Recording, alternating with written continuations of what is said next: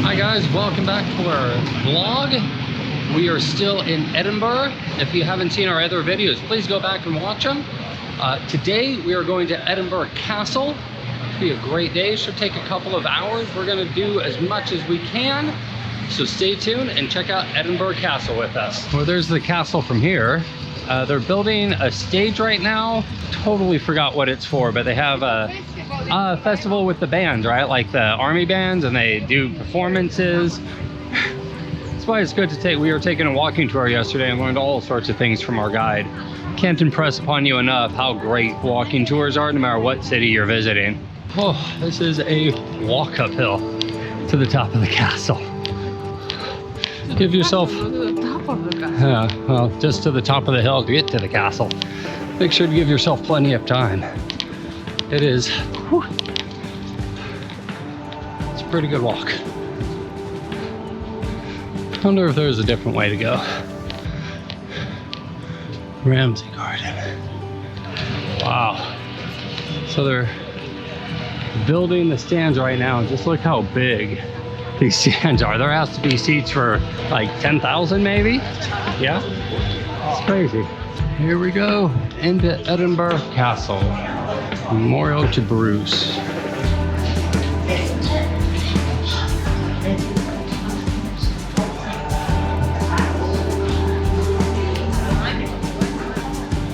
So we just entered the castle information booth. A lot of signs about the different areas, like the castle gate. Guided tours, if you would want a guided tour. You had to pre-book. Audio guides. Let's go see. You can get a site map or make your own tour. So let's sit down and take a look at the map. Let's see, we entered in from here, and there is 26 points of interest on the map. Wow. So this sort of starts over here, I guess. Battery cannons. The 1 o'clock gun, which is still fired every day except for Sunday at 1 o'clock. I don't, hopefully, maybe we might still be here for that, but I don't know. All sorts of different things, and you can sort of, looks like you make your way around counterclockwise. So where are the major sites? The 1 o'clock gun, St. Margaret's Chapel, which our tour guide told us if your name is Margaret, you can get married there for free. Mons Meg, discover the firepower of the mighty siege cannon of the 1400s. The Honors of Scotland, marvel at Scotland's glittering crown jewels, so they still have those. The Great Hall, prisoners of war. Of course, the first thing we find, the gift shop. This is for Gate and is built after the long siege of 1571. The main gateway into the castle. It stands on the site of the medieval constable's tower. The top story was added in 1887. So here you can still see some of the original bedrock that the castle is built on top of. You can get audio guides, they're additional $3.50, like $5, $5 US. You can see it is busy. All right. So this is the famous 1 o'clock gun. It's a more modern gun. I thought they were firing off one of the old cannons, but that's still cool. So they shoot it every day but Sunday at 1 o'clock, and they say you can hear it through the entire city.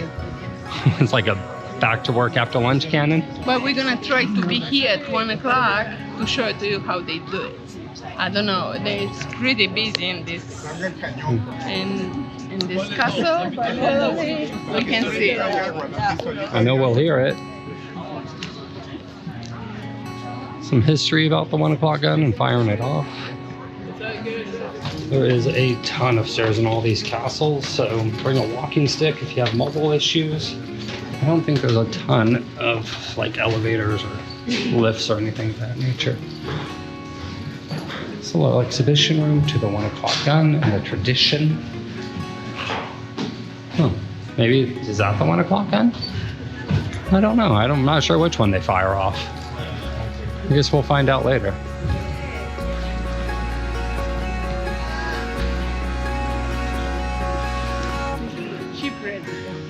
Well, let's go check this out, yeah?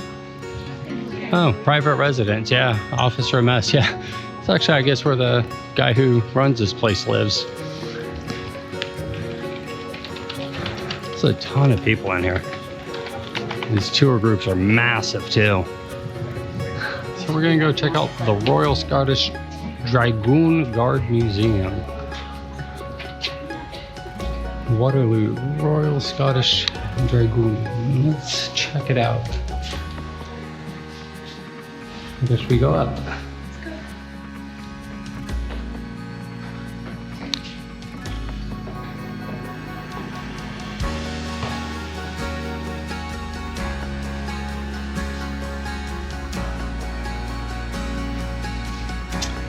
I guess we go this way through here. I guess it's the history of the Royal Scout Dragoon Guards, dating back to 1685 or 1678, depending on what sort of lineage. Cool artifacts in here, guns, things like that. And some pretty cool medals. Field Marshal Sir William Robert Bart, the first and only soldier to rise through all ranks to become the Field Marshal of the British Army. And there you go. From infantryman to field marshal. It's a bunch of different signboards around this display of where the regiment was deployed to and a bunch of different conflict areas and wars all throughout the 18th and 19th century. They will get to Modern day. 97 or Kosovo. So this display is all about this regiment, a lot of war history, military history. It's interesting to look at, but I think we celebrated a bit much. So I said there wasn't a lift. I was wrong. There was a lift in there, so maybe they have retrofitted some or all of these buildings with accessibility. Sure. Museum of the Royal Scots, the Royal Regiment, and the Regiment of Scotland. So I think more military history in here. Always cool to check out the displays. Learn a little bit. So this is all about Waterloo and defeating the French in the early 1800s.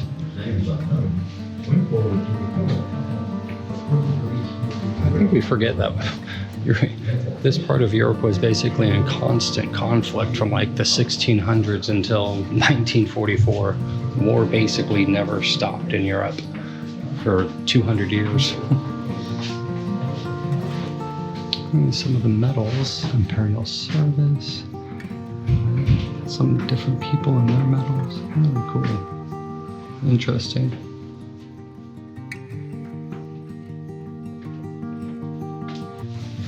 It's a display of the Royal Silver Collection. That's one of the weirdest pieces. It's a giraffe hoof turned into a snuffer box. Well, so far, through the first 3 rooms we've gone through, it's all been about military history, which is fun and all, but I want to see some gardens or something. I'm not sure if they have any here at Edinburgh Castle, but we'll find out. We'll keep looking around. At least we get to see the Scottish Crown Jewels. I'm excited for that because we know the history. Yeah, we do know the history. They were lost for what, 107 years? 107 years they were lost on the grounds here in the castle. Some people I think the Queen, Mary of Scots, thought that the British would take the castle or usurp her in some way, and so they stole the crown jewels and hid them in the ground, and they all died before they told anybody, and it took 107 years to find them. We're making our way up the castle, further up the hill. This is Foog's Gate, the main entrance to the citadel by the 17th century. The perimeter wall, looped for both cannons and muskets, was built in King Charles II reign, 1660. So this wall here was built in 1660. So it seems like as the centuries went on, they just kept building the castle further and further down the hill. Please keep walking. So these slits are made for both cannons and muskets to be fired through. And I believe this is the chapel at the top. I think so. This is so beautiful made. Let's go see it inside. Crown Square. You're about to enter Crown Square, designed to proclaim the power and wealth of the Stuart monarchy. The square has been busy since the 1400s. Crown Square. And a lot of people in here.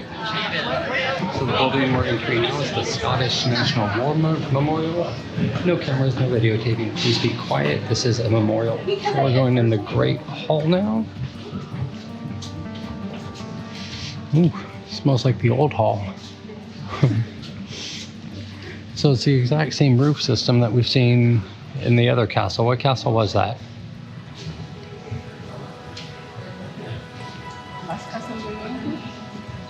I forgot. Anyways, like you can tell, they're same design, same architectural style for these great halls. But this one is yeah, it's made a little bit better. It's bigger, that's for sure. It's interesting armor and swords on the wall. You do have a really cool collection of different swords and pikes, long spears, and armor right here. A couple of signboards explaining the different uses for the great halls, depending on who controlled it at the time and why they controlled it at the time. Sometimes it was military barracks, sometimes it was a great dining hall. I think it had a couple other uses over the centuries. It's better made than Stirling Castle. But well, it's just more decoration in it, that's for sure. like, even the top, the wood, it's Painted, yeah. the decoration, yeah. Mm-hmm. In Stirling, it looked like they had just rebuilt the roof. I really hope that these claymores are just ceremonial swords. There's no way this could be practical in a fight. They have to be 5 feet long, 6 feet long. It's crazy. On the display, can't read. Took my little tickets. Presented to Her Majesty Queen Elizabeth. Can't read it all.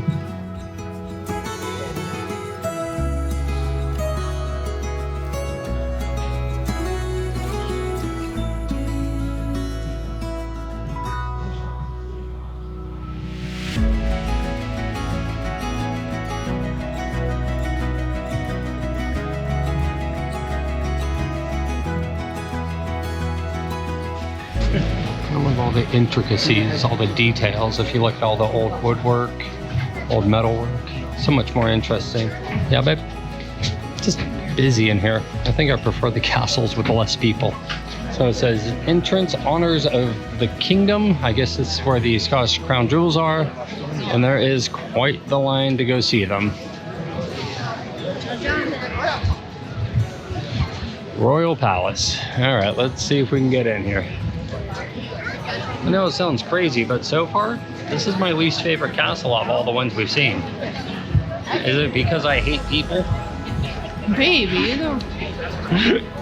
So cute as we wait in line, they have little facts. The Crown of Scotland weighs 1.6 kilograms.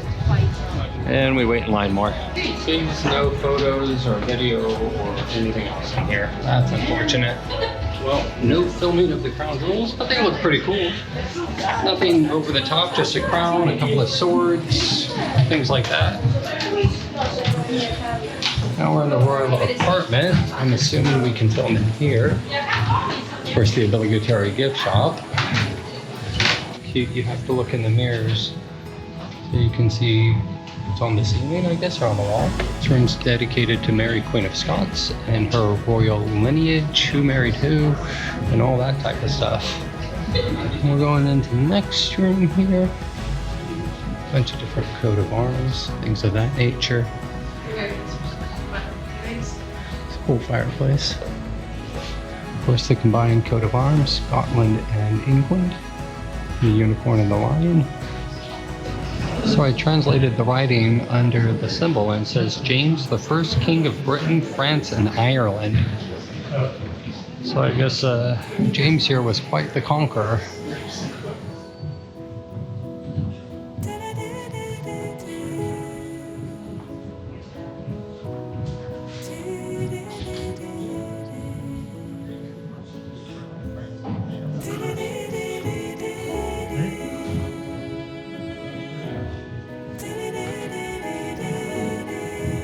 see here. This one says David's Tower. I'm not sure how going down gets you into a tower, but that's what we got.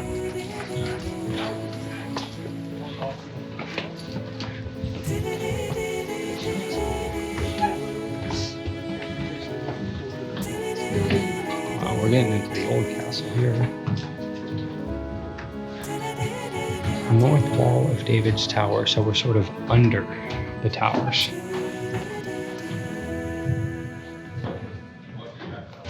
Gun loop and casement 1546. I could imagine being the guy whose job it was just to look out this hole all day with a cannon.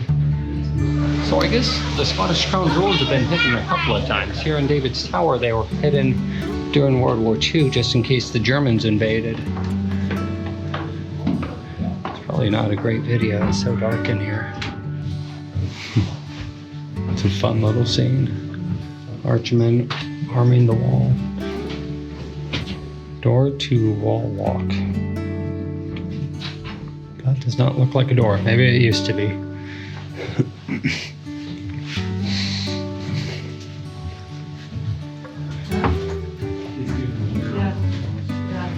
That's it. Half Moon Battery. This curved battery was built in 1570 after the destruction of the earlier fortification.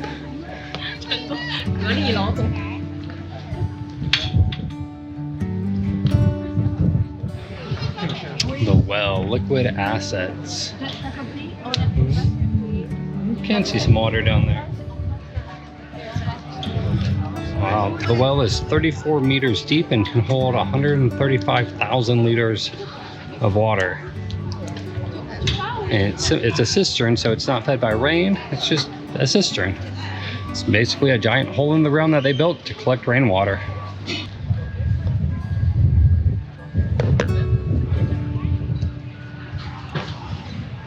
St. Margaret's Chapel. King David I built the chapel about 1130, probably as part of the Great Stone Tower. He dedicated it to his saintly mother Margaret. The square stone, dedicated windows, and decorative arches reveal its medieval origins. So this behemoth of a cannon is known as Mons Meg. The world-famous medieval gun shows of strength prestige of Scotland's kings. In the Middle Ages, only the wealthiest rulers could afford such a cutting-edge military technology. You can imagine 700 years ago almost, facing down that thing. I mean, the cannonball, I'm sure it just probably fired shot. Had to have been just something otherworldly watching this thing fire.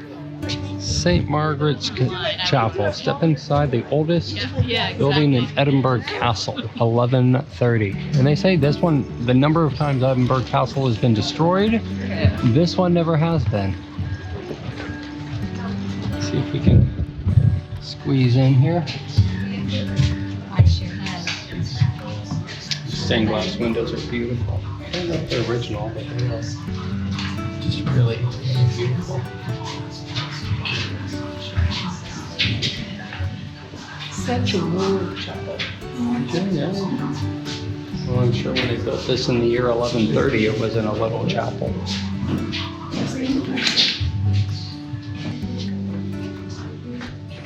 And the chapel stays still for so many years, since 1130. And everybody who's got the name of Margaret can get married here for free. Through all the history and stories you can read, I think some of the best are the stories told by the rock, all these hand chiseled marks, all the labor and the real men who really built these castles, not the kings, not the queens, the laborers, the men who spent all day, all night toiling in the quarries, building these bricks and blocks and chiseling them out, stacking them one by one, making the lye for the cement.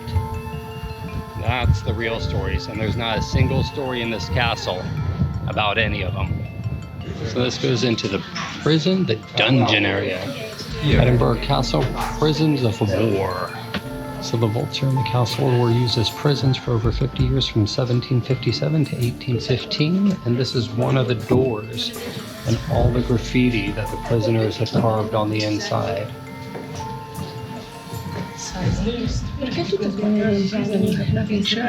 Yeah, but you just need your fingernail, and if you keep carving, well, you can actually see it. I'm not going to touch it, that's uncovered on the edge. And this would be the third door. These were 3 separate doors to 3 separate prisons or dungeons. And some stories about each one of them. It's a replica of the St. George. So this would be like a timeline, pre-1600. The medieval dungeons. 1680s, the killing time. Wow. He's doing stuff there. 1700s, the Jacobite Revolution, of course, late 1600s. Of course, up to the American War of Independence. American war prisoners were also held here, I guess. The French Revolution. Man, they really did love their war up in this part of the world, didn't they? Nothing but constant war all the way until 1945, essentially. So this is what a dungeon or a prison was supposed to look like in 1781.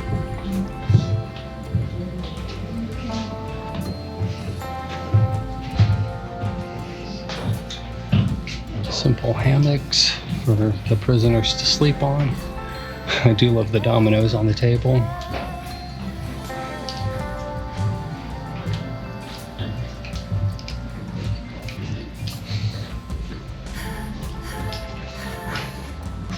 Ooh, new domino set. Success, so there is an urgent need for more exchanges to take place. In the meantime, this will be Canada. Ainsi que les regulations are displayed just here. Vous plaignez-vous de quelque façon que les règles n'ayant pas été appliquées à la lettre, Monsieur Manet? Monsieur Howard, comment le saurais-je? Man, they have some signboards to read, but it's printed so small I can't read it. Mind your stuff in this area. Water often collects in the dungeon. Alright, so we have a couple of minutes until the 1 o'clock gun goes off. See everybody waiting for it. It's right about here. I think I'm close as I want to be to a cannon about to fire off a blank. Probably still blow my ears off, but that's alright. Hopefully I don't miss it. Alright, we got 4 minutes. Well, they've raised the barrel of the cannon. Should be any moment now. Edinburgh Castle stands on a craggy volcanic rock that has been a place for refuge and a symbol of power for at least 3,000 years. The panels to your right tell 9 chapters in its remarkable story, starting with the arrival of the Romans and ending with the rediscovery of honors of Scotland in 1818.